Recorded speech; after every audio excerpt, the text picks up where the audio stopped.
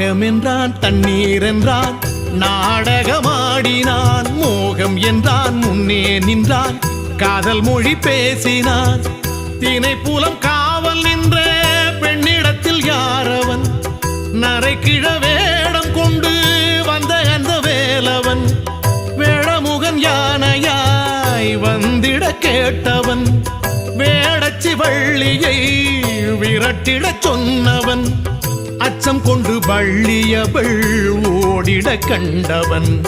அச்சமயம் புறமகளை மார்பினில் அணைத்தவன்.